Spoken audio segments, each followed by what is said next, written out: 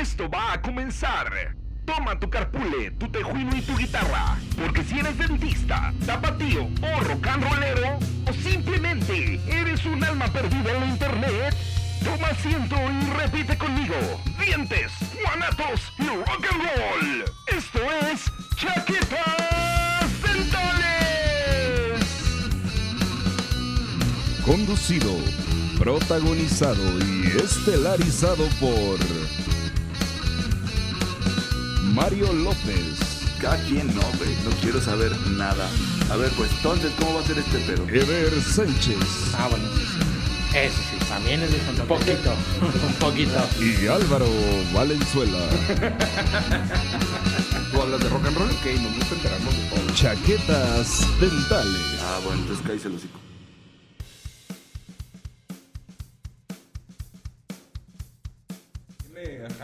A jalones de greñas, ¿no? No mames, si fue un placer haber intervenido en este tema, eso es todo lo que voy a hablar el día de hoy.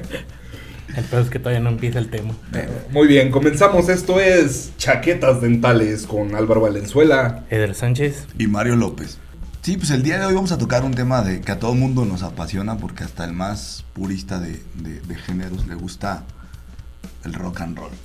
Y el rock and roll, lo único que tengo de conocimiento de él es que nace de la mezcla de varios géneros, y me acabo de enterar hace un par de minutos que más que un género de música es una actitud ante la vida.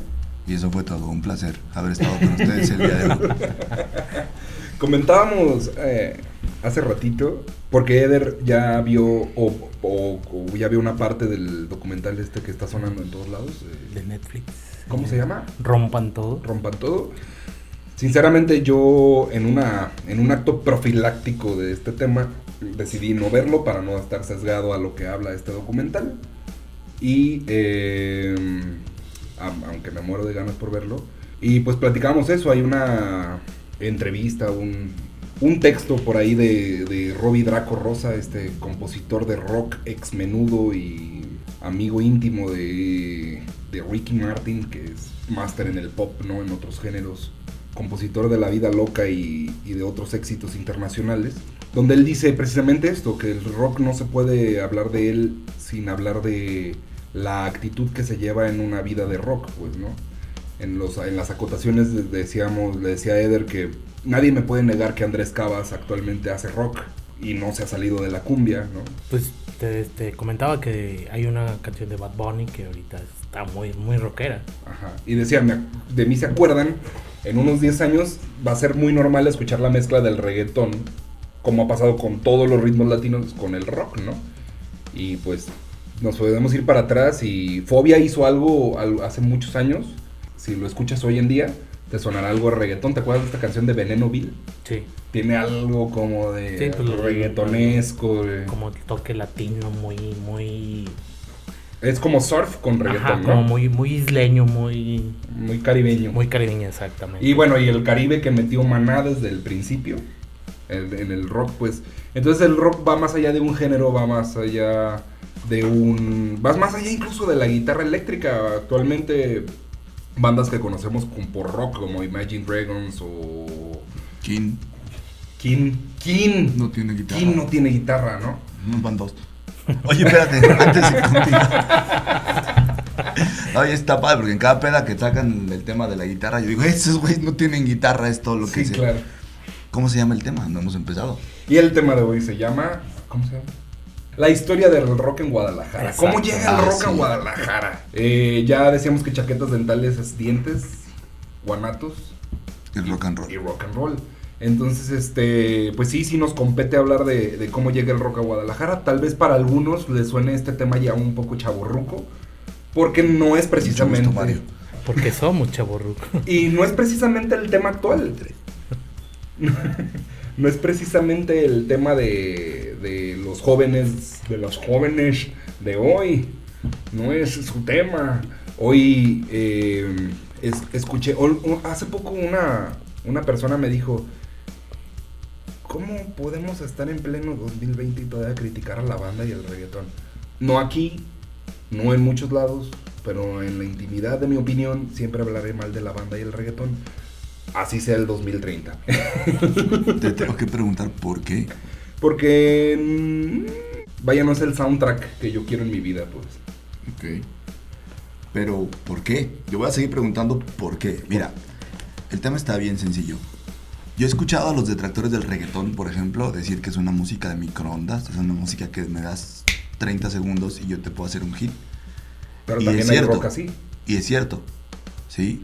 Pero también es cierto que hay música de reggaetón que a mí me parece muy buena. Calle 13, por ejemplo, yo pienso que es música muy buena y es reggaetón.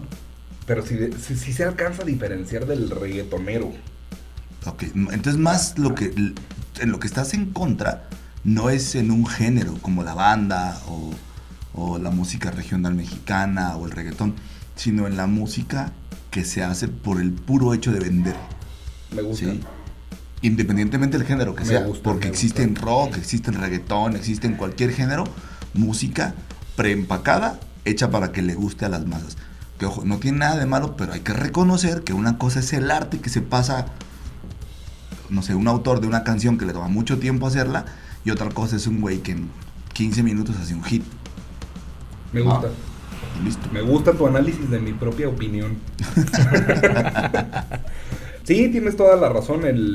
Pues Calle 13 no es precisamente la banda que me desagrade. Tampoco es la que más me gusta, pues, pero... No, ese cabrón, el pinche Residente dice cosas que hace que se me enchine la piel bien cabrón. Sí, está muy cabrón. Sí. Pero De reggaetón. hablando de géneros, ¿en dónde pones a Calle 13, Eder? Pues mira, Calle 13 inicialmente era reggaetón, hasta él lo dice. O sea, yo porque quería ser conocido y me aventé al reggaetón. Y ahorita él se maneja como rapero. Y pues sí, es rapero latino, caribeño y se nota en sus letras, en su música, en todo. Yo tengo una pregunta para Eder, porque Eder le haya mucho esto de los géneros musicales, a diferenciarlos. Para mí el género urbano estaba dentro del espectro donde se encuentra... Reggaetón. No. Para mí el género urbano estaba Jaime López, El Aragán, El rock urbano. Cecilia Toussaint. Ujú. Sí. Y hoy en día le llaman urbano al reggaetón. Y al hip hop. Pero, y para mí el segundo urbano que hubo fue el de Ilya Kuryakin, de Valderramas, de esa onda que Pero salía un poquito del rock, pero que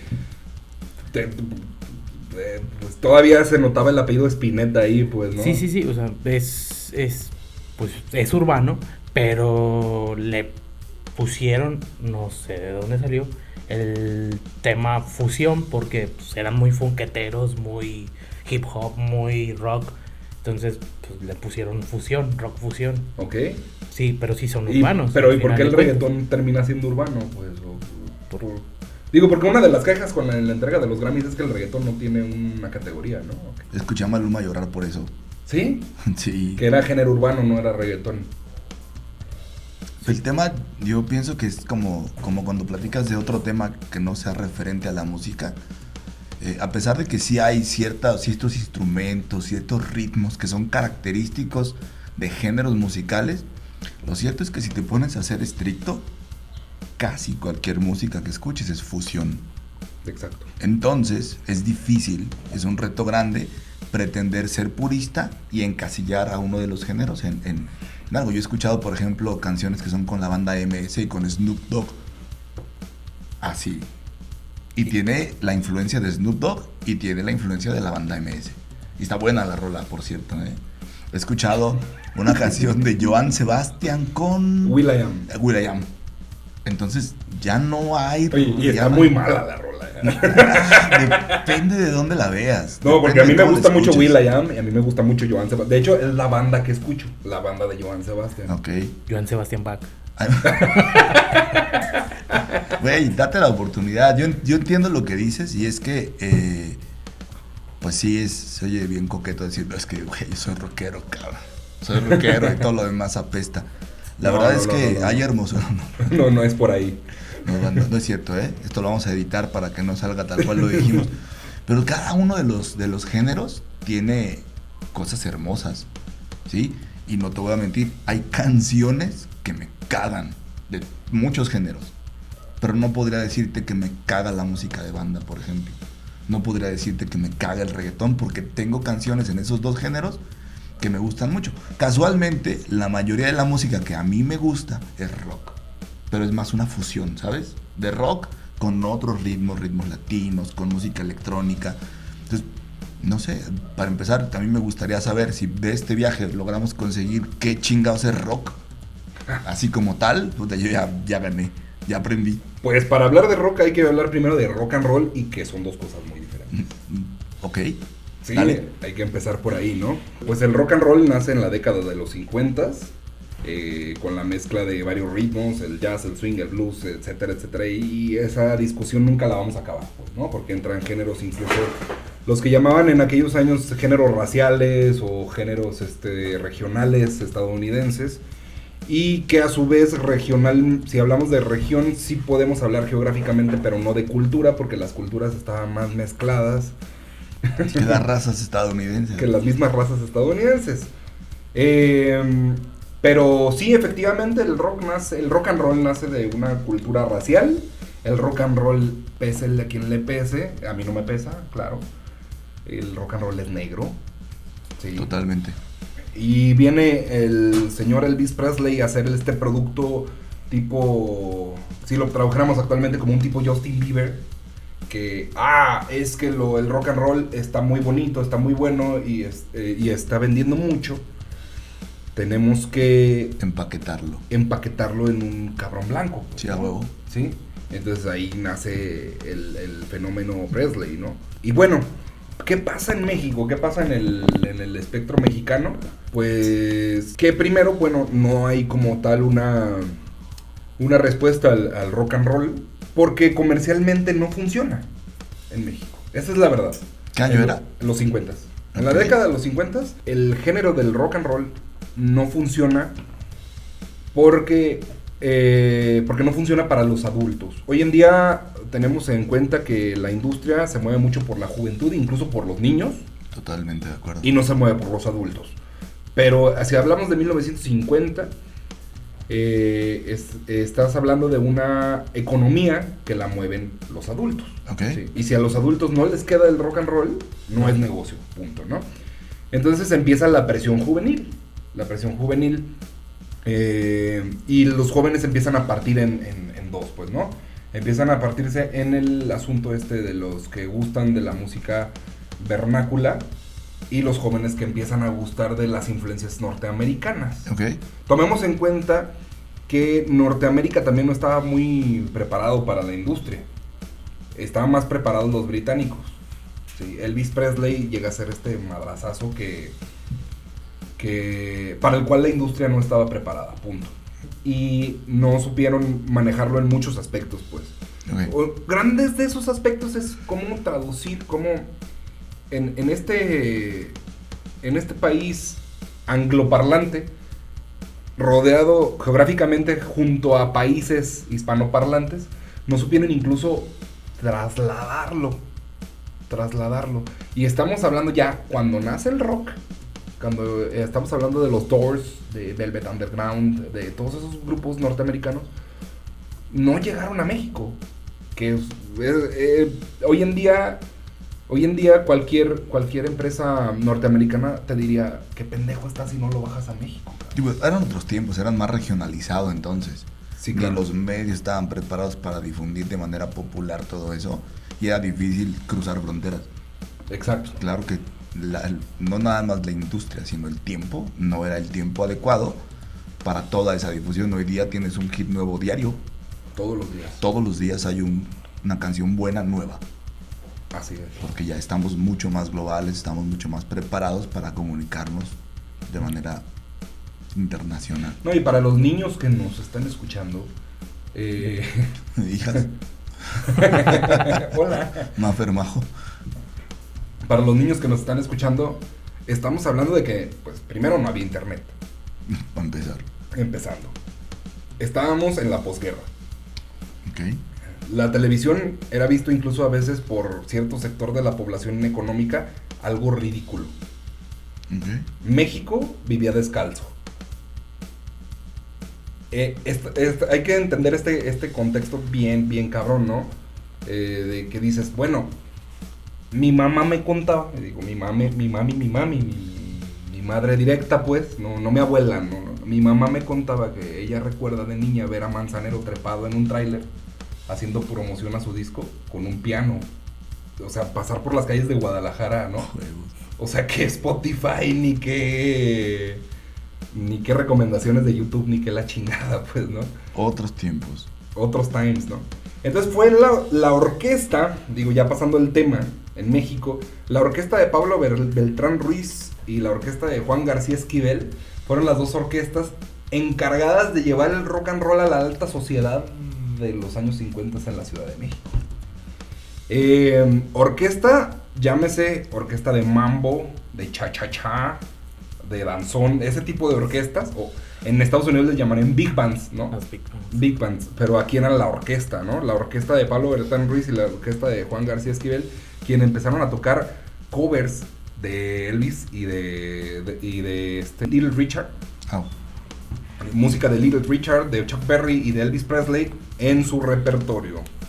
Pero fue hasta 1956, hasta el 56, que Gloria Ríos hizo el cover de Rock Around the Clock de Billie Healy como El Relojito, como una traducción al español.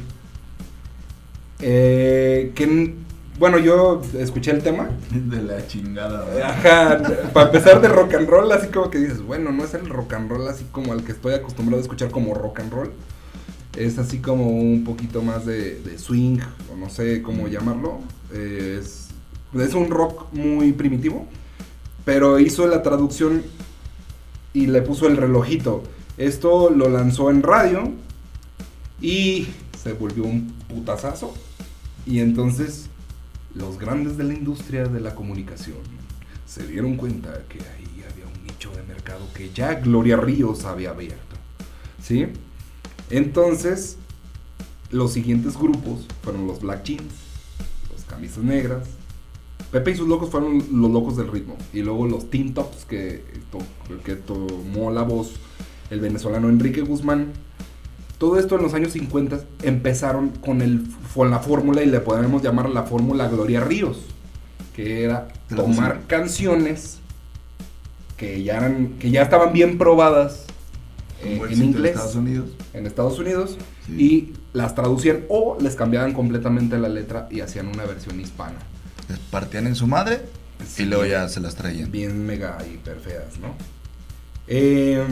Esos fueron realmente los inicios del rock en México, del rock and roll. Y la redención, ya la última ola del rock and roll en México, para allá de 1960, estamos hablando de que nacen ahí los Rebeldes del Rock, que es la banda de Johnny Laboriel. Hablando de Johnny Laboriel, que pues a muchos niños de hoy en día no les ha de sonar, pero toda mi infancia crecí viendo a ese negro de labios prominentes en la televisión mexicana, y con una casaca estilo como las Antillas, ¿no? Algo así, ¿no? Ahora cuando veo a los dentistas con las filipinas de ese color, les digo que parecen Johnny Laboriel. Y muchos no me entienden. No saben quién es Johnny Laboriel. Johnny Laboriel pues fue vocalista de los Rebeldes del Rock. Nada más y nada menos fueron la primer banda que grabó un disco larga duración en México de rock and roll. Su homónimo y su single, su sencillo, fue La Hiedra Venenosa. No mames. Sí. Sí, no, cuando entiendes la importancia de La Hiedra Venenosa y dices, no mames, con razón me gustaba tanto, ¿no? Es muy buena, sí. Creo que pocos, o al menos yo, no lo visualizas hasta que lo pones en una línea de tiempo, ¿no? Enrique Guzmán, César Costa, Alberto Vázquez, y esos cabrones son de la era de los 50. Así es. Y estaban luchando, estaban pegándose unos putazazos con los medios de comunicación para que el rock and roll hiciera algo, ¿sí? Pero llega Johnny Laboriel consigue grabar su primer LP y hace el putazazo de La Hiedra Venenosa y ya, ¡pum!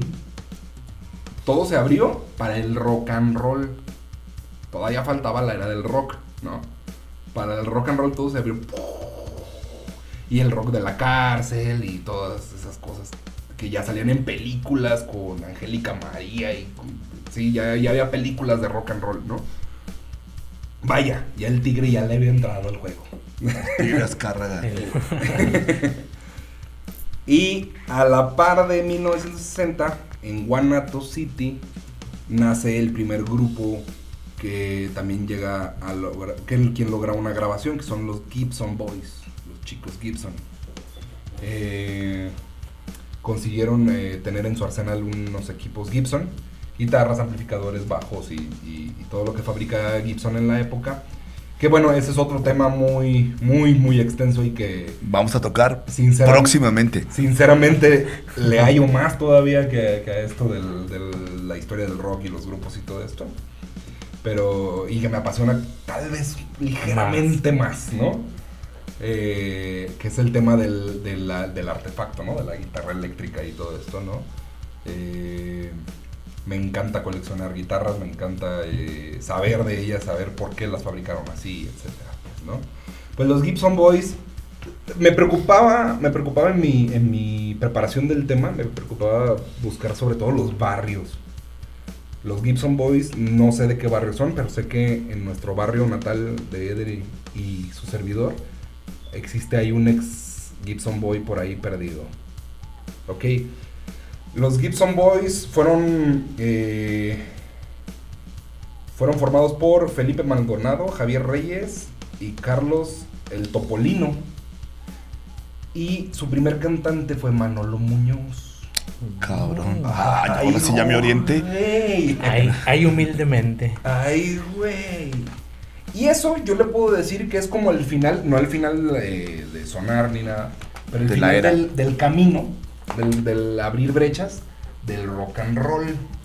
Sí, porque le abrió paso a lo que llamamos hoy en día el rock. ¿Qué es el rock? El rock es precisamente esto que hablábamos antes, ¿no? Esta fusión, esta actitud, no sé, la consumación de la rebelión, ¿no? No Claro, sé. sí. Ser rock and rollero es rebelarte contra tus papás, y ser rockero es ya me rebelé, güey. Por decirlo así, ¿no? Por decirlo de una forma más clara. Alguna vez platicaba con un buen amigo, con Rod Loya, vocalista de Celebrity Skin y Rebel, que me parecía que la primer rola de rock, o sea, si nos vamos para atrás, ¿cuál es la primera canción de rock? No de rock and roll, de rock. Y llegamos a The Animals, The House of the Rising Sun. Ah, la que cantaba Atis. Exacto, y allá vamos. Ajá. Esa canción de The Animals, yo creo, o sea, soy fiel creyente. Es más, si pueden dejar sus comentarios en la caja de comentarios. Si no están de acuerdo conmigo, alguien que no pueda estar de acuerdo conmigo, alguien que le sepa este pedo. Creo que The House of the Rising Sun es la primer canción de rock puro, así. Si quieres tocar rock puro, toca esa canción. Sí. Y posteriormente, pues en Gran Bretaña, pues existen los Beatles. Los Beatles primero se llaman los Beatles por el backbeat. No se escribe Beatles como escarabajo, se escribe Beatles, ¿no? Como beat. El backbeat es un género de jazz, o era un género de jazz, donde sin pasar por esta parte del jazz que es la síncopa, ¿qué pasó? Son beats estos. Ah, sí. A huevo. ¿Y cómo se escriben beats? La marca. ¿Sí? Sí. Beats. Beats. Ok. Bueno, el backbeat era el género de jazz que se tocaba en 4 cuartos. ¿Qué es esto? Cuentas 4 y tocas 1, 2, 3, 4. 1, 2, 3, 4. Sí me la sé. Sí, es así. Nos la sabemos todos.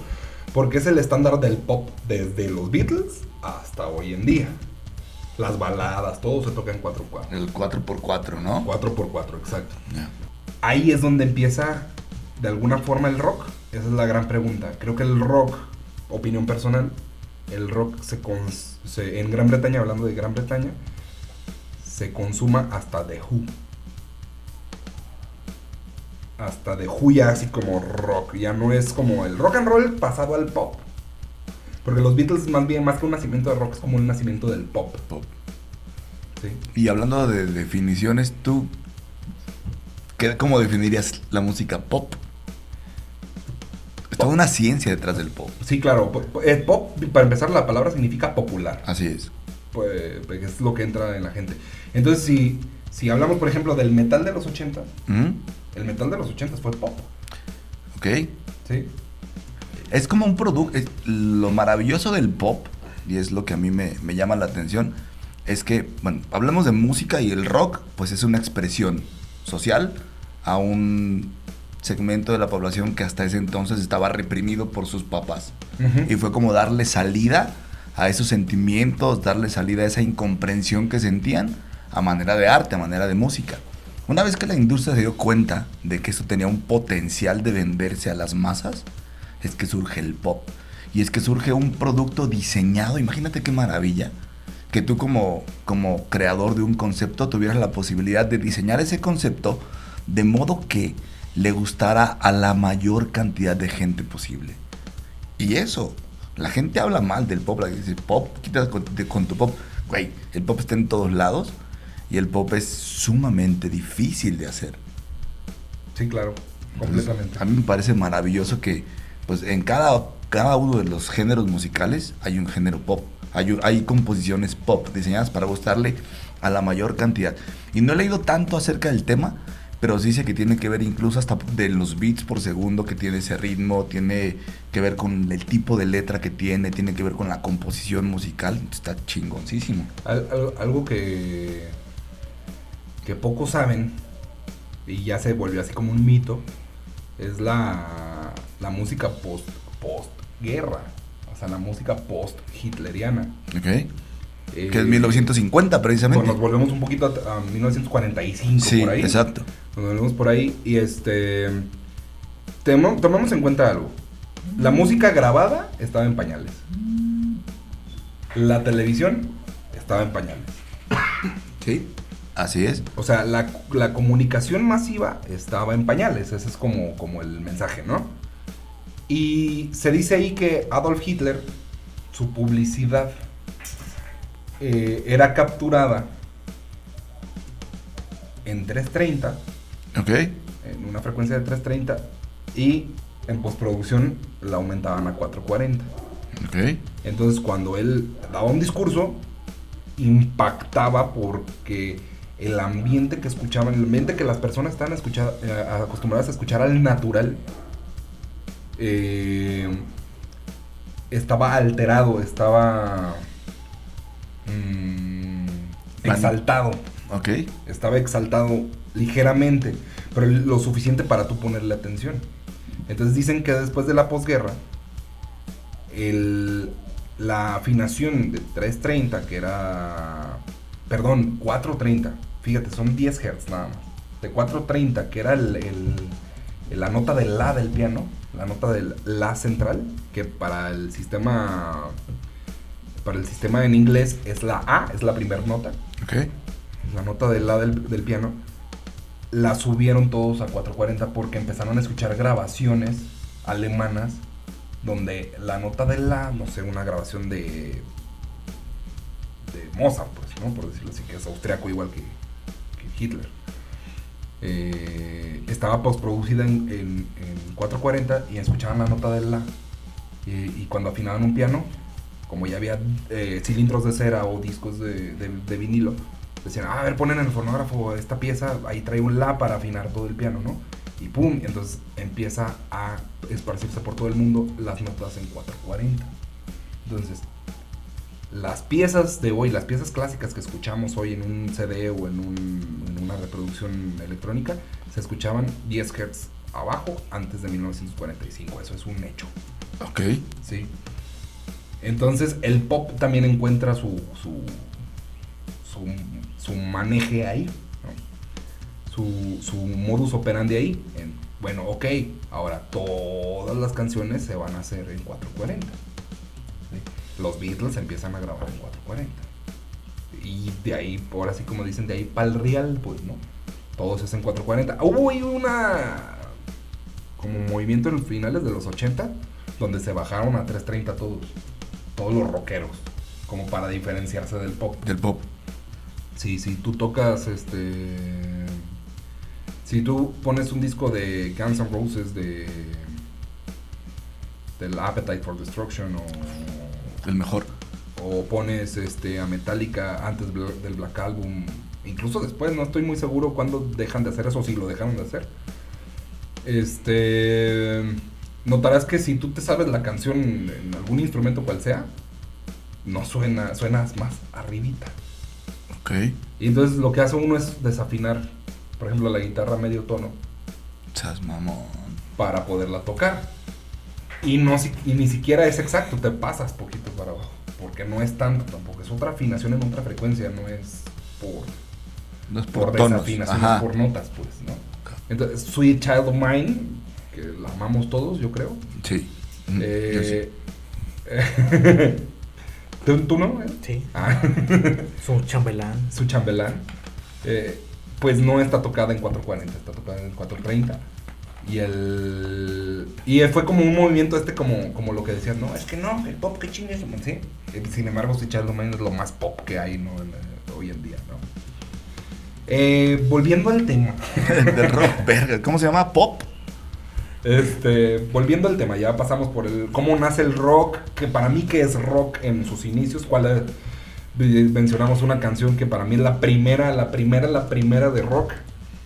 Pues, efectivamente, para 1960, para mediados del primer lustro de 1960, o sea, de finales de 1962, principios de 1963, Javier Batis aparece. Maestro Batis. Ojalá y escuche esto, Javier Batis. Sí, hablaron de mí, ¿no? Voy a ir. Voy a contactarlos y para aportar a su tema tan desviado. Fíjate que lo chingón de tener un podcast es que puedes hablar de lo que te dé tu chingada gana. O sea, que quede claro que nosotros no pretendemos tener la razón en absolutamente nada más que en lo que creemos. O sea, esto que están escuchando es mi versión de la realidad. Lo que yo interpreto a través de lo que leo, lo que Álvaro interpreta, lo que Der interpreta, y tienen todo el derecho de estar en desacuerdo. Si están en desacuerdo así muy, muy cabrón, pueden hacer un podcast ustedes y sacan cero pedos, ¿no? Bueno, Mario ya se fue más allá de la caja de comentarios. Entonces, bueno, Javier Batis aparece, sí, cómo no, en Tijuana, sí, ¿no? Tijuana. Es tijuanense. Y empieza a hacer esta onda que es como fusionado con cosas raras del blues oscuro. Y no me refiero al tono de piel, me refiero al blues más al extraño, sonido. a lo ácido.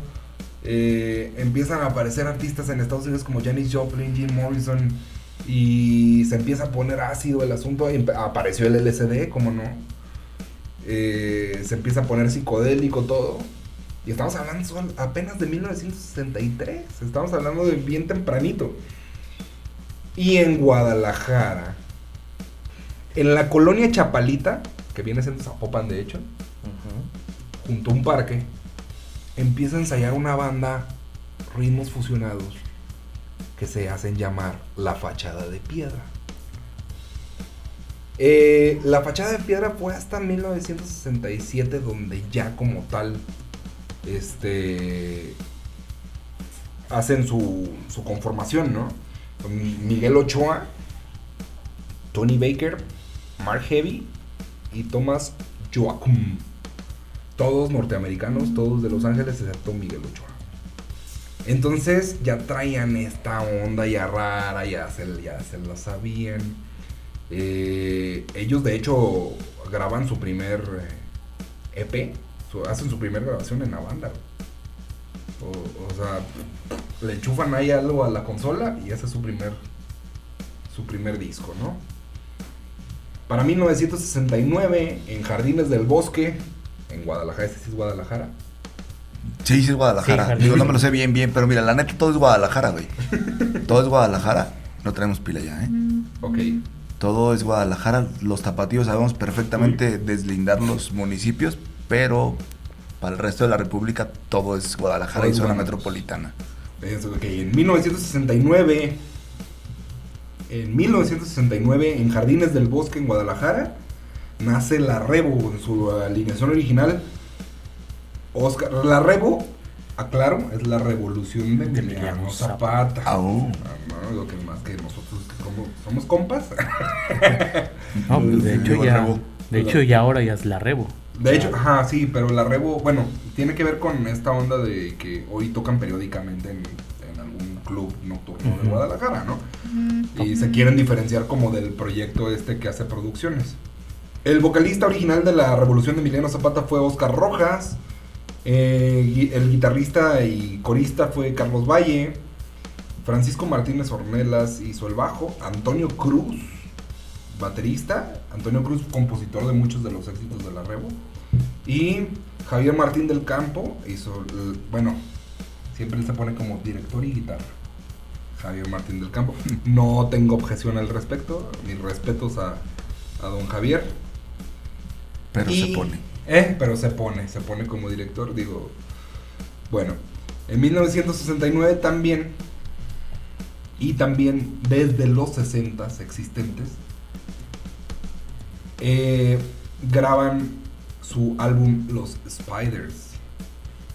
Que en la alineación original se las debo, pero el vocalista que graba este larga duración, titulado como su sencillo Back, es el señor Antonio Bierling, Tony Bierling, le decimos acá de compas, En el mundillo. en el mundillo de la música. Tony Bierling, saludos si llega a escuchar esto en algunos años, que se dé cuenta que existe.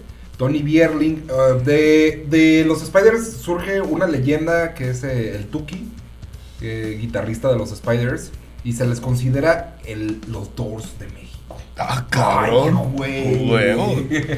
Ay, güey. Pero así nace el rock en Guadalajara, el rock. De hecho, si nos vamos a portar medio raros, medios estrictos, el rock and roll casi no toca Guadalajara. O sea, los Gibson Boys y ya. Ok. Pero tiene más cotorreo en la Ciudad de México el rock and roll, y en el norte con los Abson Boys y con esos compas. Bueno, y en el norte es lógico, ¿no? Por la proximidad, y en el CDMX, antes de F, pues también es lógico, porque es donde está la masa. Donde está todo, ¿no? Así es, ahí está el billete. Entonces la Ciudad de México sí toca el rock and roll, el norte toca el rock and roll, pero en Guadalajara es de rock, fíjate. Nice. O sea, se escucha bien bonito, ¿no? Cuando ya lo dices, ¿no? Guadalajara nace en su cultura, en su contracultura, ¿cómo le llaman esto? En su subcultura nace como rock, no nace como rock and roll. Nace ya mezclado, ya oscurito, ya acidito, Ya revelado. ya revelado, ya, ajá. Y entonces, creo que todos los que hemos hecho rock en Guadalajara y los que vamos a hacer rock en Guadalajara, le debemos mucho a estas tres bandas, pues, ¿no? A la Rebo, a los Spiders y a La fachada. La Fachada de Piedra. La Fachada de Piedra sigue tocando también en un club nocturno de Guadalajara, que hasta que no me paguen no lo voy a mencionar. Oye, hablando de mención, voy a interrumpir tantito. Tú tienes un grupo. Sí, tú has tocado en un tuve grupo. o no sé si tengo. Y va a ser siempre parte tuya. De hecho, tienes producción con ese grupo. Sí, claro. Y esa producción la podemos encontrar en Spotify, me imagino. En Spotify, en Apple Music, en lo que sea. Ok, güey, déjanos el link, por favor. Yo tengo tu disco, lo tengo varias veces autografiado, con un beso pintado. Pero hay gente que no te ha escuchado, güey. Y yo pienso que hay varios temas maravillosos en tu música. Y para que vean que este cabrón que está hablando de rock, pues no es un güey aparecido. Es alguien que tiene varios años en el tema, que lo apasiona. Cuando ahorita que nos estaba platicando de lo que iba a hablar, me dan ganas de callarle el hocico y prender el micro, porque le empezó a vibrar la voz así muy, muy cabrón. Y se nota que es su pasión.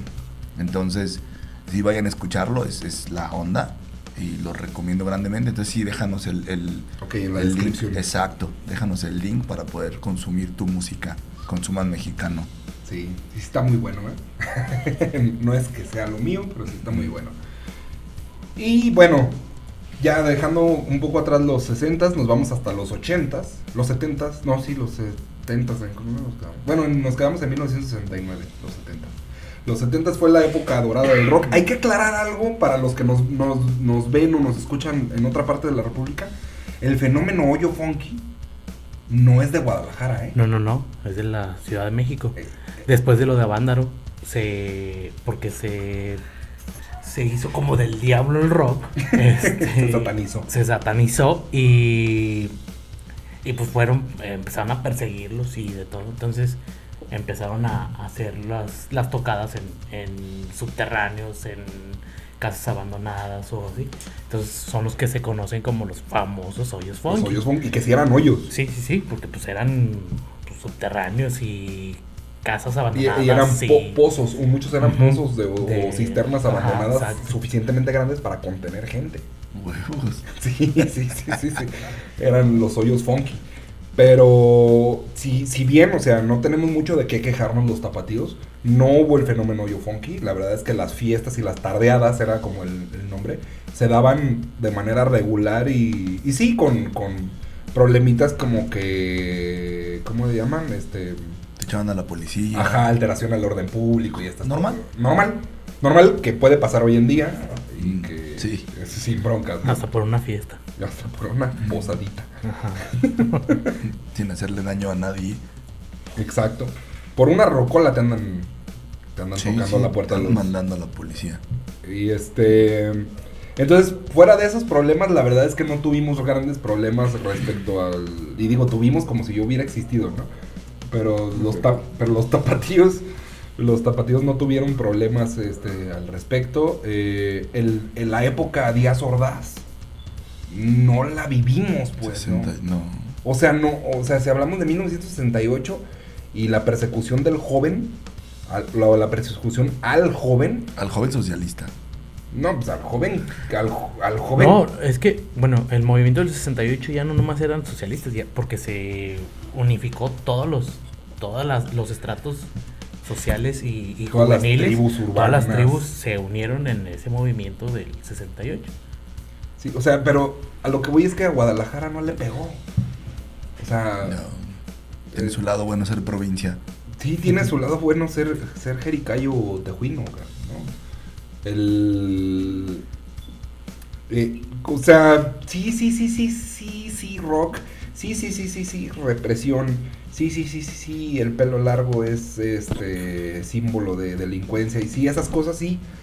Pero a Guadalajara el tapatío no tiene mucho de qué quejarse o mucho de qué decir, ay, güey, estuvo bien difícil, ¿no? Nos escucharíamos como Samuel, ¿cómo se llama? Samuel García. Teníamos que ir a los 18 hoyos de golf para poder tocar. Ajá. ¿Cómo sería una expresión tipo Samuel García respecto a nuestros hermanos chilanguitos, pues? Que les tocó plomo, cabrón. Sí. No mames, ¿no? O sea, nosotros, no mames, nos echaron a la policía. No mames, esos güeyes les echaron plomo, cabrón. ¿Sí? O sea, no, definitivamente sí son como dos mundos aparte, pues, ¿no? Completamente, esto es como una burbuja, ¿no? Sí, es una burbuja de privilegio, ¿te gusta? Sí, porque hasta claro. nos tocaron las damas más hermosas en Guadalajara, Eso, no mames. Sí.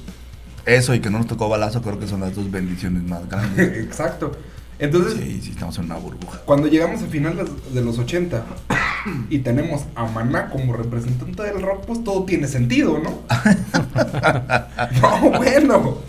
Claro, es una música suavecita que se revela de que hace un chingo de calor a veces.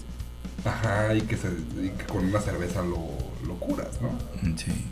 Y de que tenemos varios extranjeros en Guadalajara. Tiene también que ver con su cercanía con Chapala. Ok. Exacto.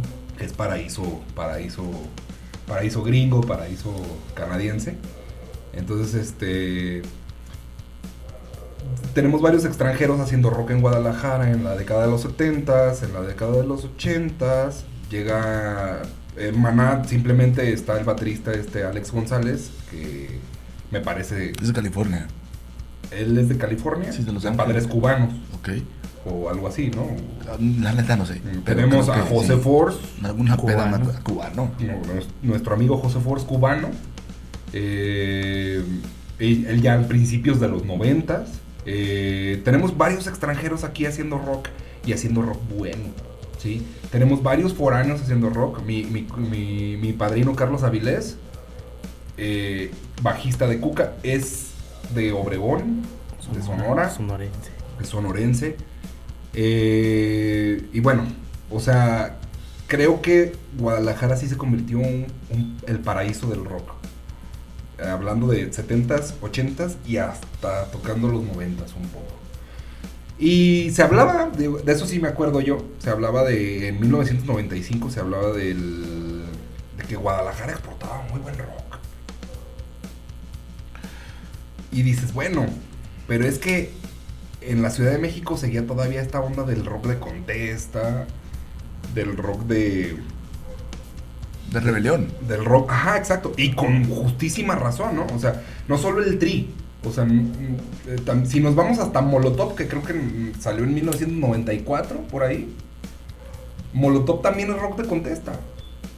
Si tocamos por Café Tacuba, se convirtió en rock de contesta también, de contesta, perdón, pero de otras cosas, pues, no precisamente del gobierno, sino de las represiones sociales, ¿sí? Y en Guadalajara había esta onda del rock bueno, tirándole a hacer pop y que lo pudiera cantar cualquier persona que no tiene ningún problema con nadie. Yo tengo aquí Pero- una pregunta para ustedes. Pero está el personal también tocaba temas sociales y poco políticos.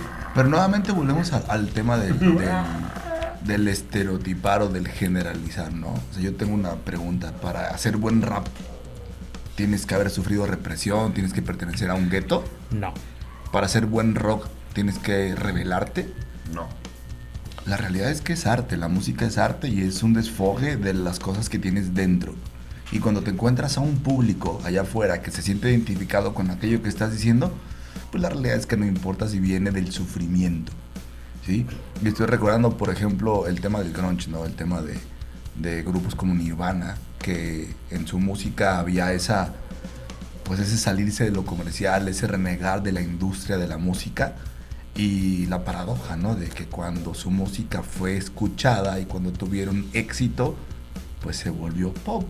Y resulta que la música de Nirvana, que hablaba de esa amargura del alma causada por el sistema, formó parte de ese sistema del que se estaba quejando.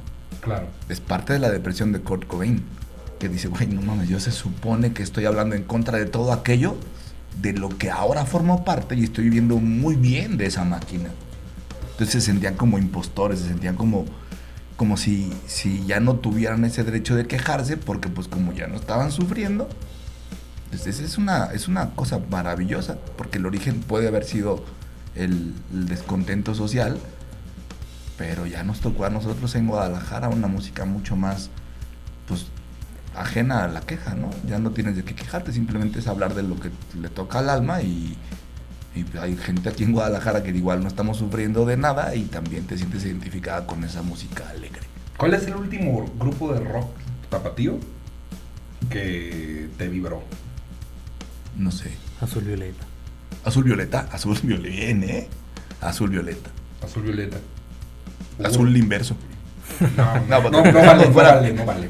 Ok, dejando de lado tu música, creo que Azul Violeta tiene 2 canciones que todavía las escucho ahorita y se me enchina la piel duro. Y lo escuché hace 30 años. Toulouse y Éxtasis. Sí, Bueno, exactamente. sí, yo también. A ver, ¿y tú, Eder, la última banda de rock tapatía, Disidente. disidente? Tú sí eres chico disidente. Yo, fíjate que nunca O sabes también, Porter en sus inicios. Inicios de Porter. Sí, con Juanson. Sí. Es un bandón. De hecho, a mí me tocó verlos pues, antes de que fuera el boom de lo que fue. Y pues a mí se me hizo una banda que tenía mucho que ofrecer. A mí me tocó compartir escenario, yo estaba muy niño, con ellos. No me acuerdo exactamente en dónde, pero me acuerdo que se me hicieron súper raros Y hasta que no los escuché grabados, entendí qué onda, ¿no? O sea, y me tocó verlos en vivo, yo creo que unas 6 veces. Sí, Juanson es todo un personaje. Fuera, dentro y fuera del escenario, es un personaje. Sí. Porter. Yo no sé. ¿Y tú, cabrón? ¿Cuál? La última banda tapatía que me hizo vibrar. Ay, güey.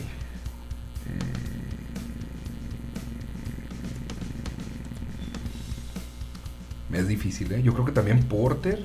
Estoy pensando en más para acá. Porque Porter estamos hablando del año 2000. O sea, ya pasaron 20 años de Porter. Pero pues sí. Pero fíjate que el Porter nuevo también me gusta. Sí. No es. gusta. Pero sí se nota la diferencia con Sí. Son dos bandas diferentes. Son dos Porter. Vamos a llamarle el Porter Moctezuma. Y el Porter Atomahawk. De hecho, el Porter Atomahawk me encanta que nomás tenga 2 discos. Porque lo hace así como que único y especial. Pero el Porter Moctezuma también me gusta mucho. Mucho. ¿Tú sí sabes de qué te estamos hablando? No, ya lo perdimos. Sí, yo ya estoy pensando en las niñas. Porter, Pero pues bueno, también está Las Horas Muertas. Ajá, es que también pensé en Las Horas Muertas, Las Horas que Muertas esa es la banda que realmente me hizo vibrar. La última, pues, así con material nuevo y así, pues, que me hizo vibrar. Pero Las Horas Muertas está formada por viejos lobos de mar, pues, ¿no? Entonces, exactamente. pues como que no se vale, ¿no?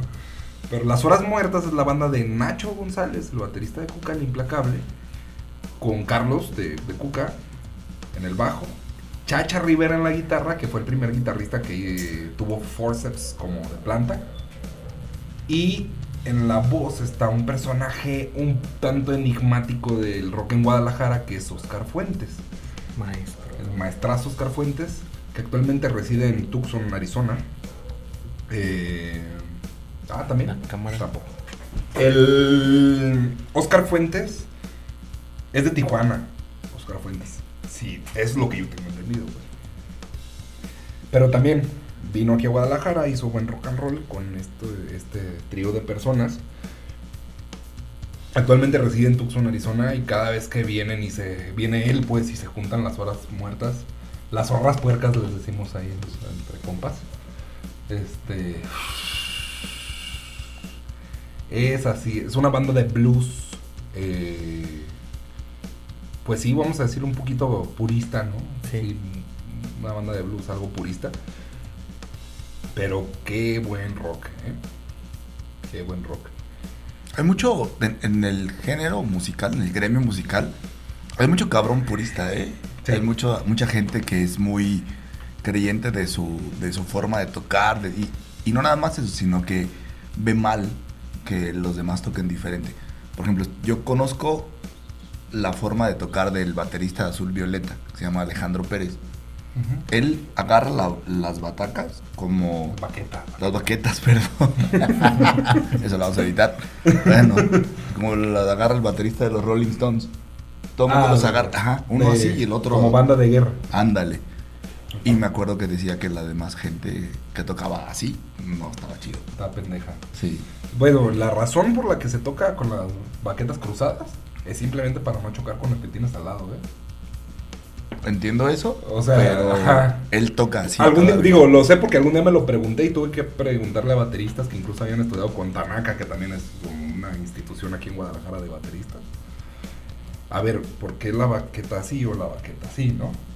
Y dicen, bueno, pues es que no tiene realmente un orden, pues. El problema es que si vas en una banda de guerra con otro cabrón, tocar así con los codos de fuera, pues... Chocar. Puede chocar. Y si tocas así con las baquetas hacia adentro, pues ya caben más cabrones. Luego. ¿No? O sea, Qué cagada, ¿no? pero no hay una cuestión técnica o de que digan, no, así es mejor o así tiene que ser o algo así. Pues, ¿no?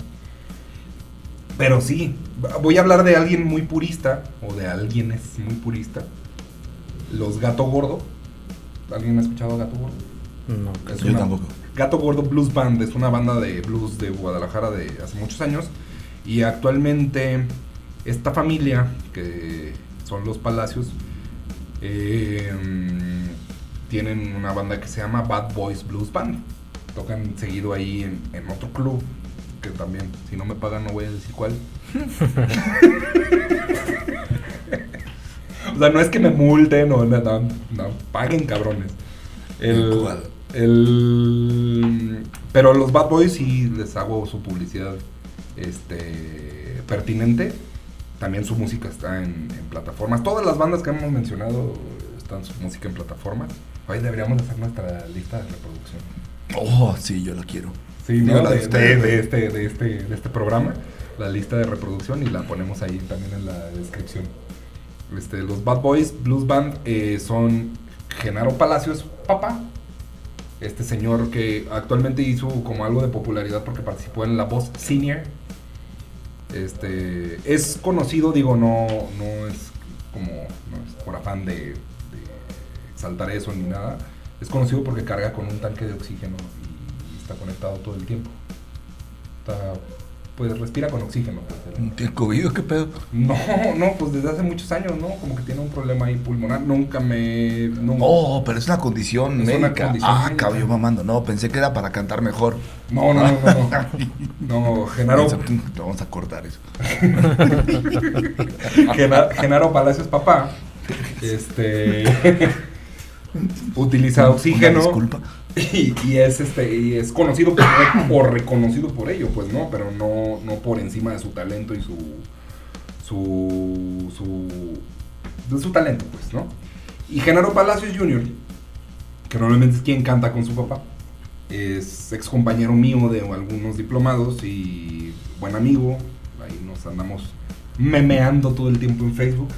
Él es el que canta y toca ¿sabes qué toca muy bien? El lavadero. ¿Cómo? El lavadero. El lavadero. Es muy country, muy Muy blues, es muy muy purista. Ajá. Estamos hablando de lo purista. Ajá.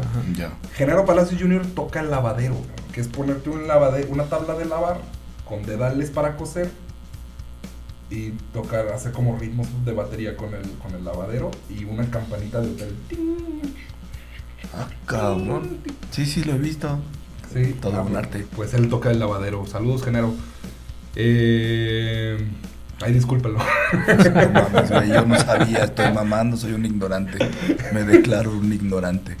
Entonces, bueno, pero ellos también son como una institución, como familia, como apellido en Guadalajara. Además de que enseñan blues. Déjame te cuento esto. Tú puedes ir, si tú eres guitarrista joven, o no joven, ¿no? ¿Te valió madre? Ok. Si tú eres guitarrista y conoces a estas personas, adquieres algo de confianza con ellos, Genaro papá enseña a tocar blues en su casa gratis. Cabrón. O sea, él junta un día a la semana Gente. a niños, a jóvenes, a que se pongan a blusear con él en la guitarra. Y no son clases de esta nota es esta nota. Sí, no. Se ponen a blusear. Dale. Ellos piensan esta onda, algún día lo escuché de Genaro hijo. Ellos piensan esta onda de que nosotros somos unos expertos para platicar y para hablar, porque nunca se nos limitó a hablar con los mayores. Entonces ellos dicen que la música debería de ser igual, que deberías de conversar con tu instrumento con los que ya saben. Cada vez me siento peor de haber dicho lo del oxígeno. No, pero son chidos, no se agüitan. Por favor. No, nomás los haters a lo mejor sí. Lo que venga lo merezco. Estoy preparado. Y pues bueno, creo que eso fue el Chaquetas Dentales de hoy. Toda madre, estuvo buenazo, Sí, muy bueno. Muy bueno entender que... Pero fíjate que salieron varias cosas bien interesantes. Una de ellas es lo que yo ya conocía, incluso ya lo había apreciado. Es el hecho de que por haber nacido donde nacimos, por haber vivido donde vivimos, somos privilegiados, güey. Somos parte de un segmento que no tiene derecho de quejarse de lo que mucha gente se puede quejar. Sí, Guadalajara a mí me encanta por muchas razones. Una de ellas es que tiene un ritmo de ciudad tiene una cantidad de habitantes que permite que lo que tú quieras se encuentre aquí en Guadalajara.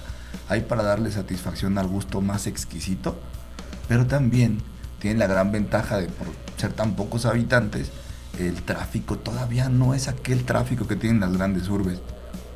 Entonces imagínate qué padre que tengas la mezcla perfecta de los dos mundos. Por un lado tienes todo, pero por otro lado sigues manteniendo esa tranquilidad del lugar pequeño.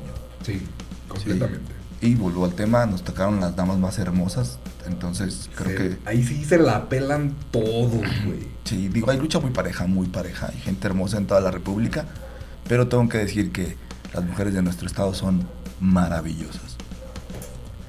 Eder, algo que acotar? ¿Algún cierre? Pues nada, consuman lo hecho en Guadalajara, que está bien hecho. Sí. Hay muchas bandas muy muy buenas.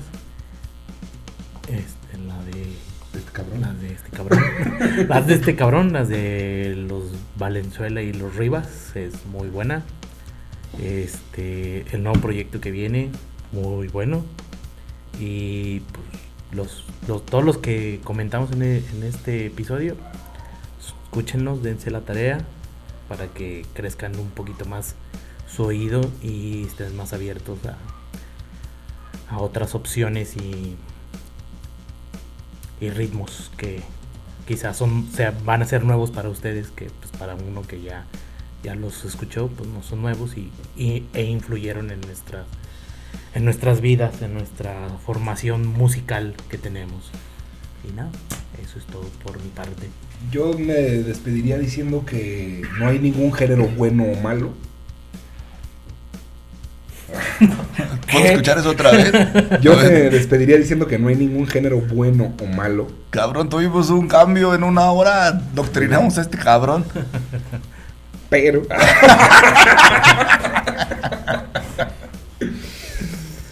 hablamos de rock y nos apasiona tanto el rock porque tiene que ver mucho con nuestra historia, porque tiene que ver mucho con nuestra sociedad. No puedo, tal vez los géneros estos urbanos o reggaetón tengan más que ver con la costa este de Estados Unidos o con Puerto Rico y el Caribe que con Guadalajara, ¿no? Que más que por México, pues yo vivo en Guadalajara, pues, ¿no? Yo de lo que sé hablar es de aquí, pues. Y a lo mejor todavía no nos toca esas fibras que ya nos tocó el rock, que ya tenemos algo que decir, que ya tenemos algo que expresar de ello, ¿no? Obviamente en la música regional, pues también el mariachi que nació aquí en este estado, pues tenemos también mucho más que hablar, pero ahí sí, yo no me siento incompetente para hacerlo, pues, ¿no?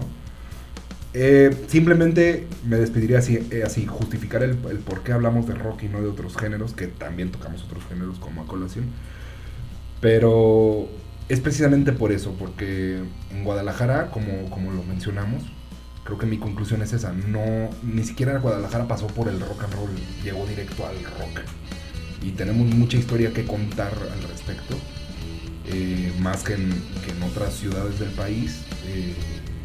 No digo que sea la que más, pero sí más que la mayoría de ciudades del país tenemos mucho que contar al respecto. Esto fue Chaquetas Dentales en su tercera edición. Me despido, soy Álvaro Valenzuela. Eder Sánchez y Mario López. Que tengan una excelente semana.